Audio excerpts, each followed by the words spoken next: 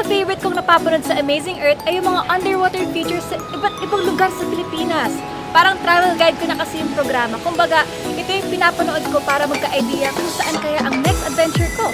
Ang Eating Underwater Museum sa Pangasinan, gusto kong puntahan. Tara! Bagong museum sa Ilocos Norte. Kung gusto mong silipin, kailangan mong sisirin.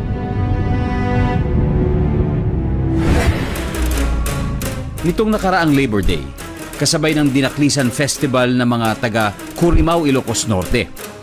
18 life-size sculptures na gawa ng mga tanyag na Filipino sculptors ang dinala sa Curimaw Bay. At sa tulong ng Philippine Navy at Coast Guard, ingat na ibinaba sa seabed ng West Philippine Sea.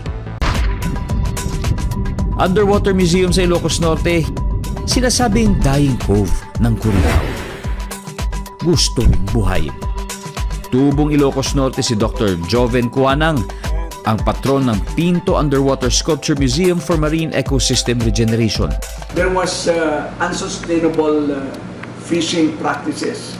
The corals will grow on the submerged sculptures. No? It has rough surfaces, even holes, no?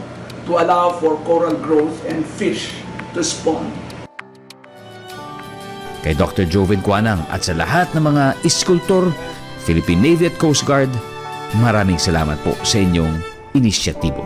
Para sa amin, kayo ay mga Amazing Earth Hero. Marami po kaming exclusive content para sa inyo. Just visit gmanetwork.com/entertainment at i-follow kami sa aming official Facebook, Instagram, X, TikTok at YouTube accounts.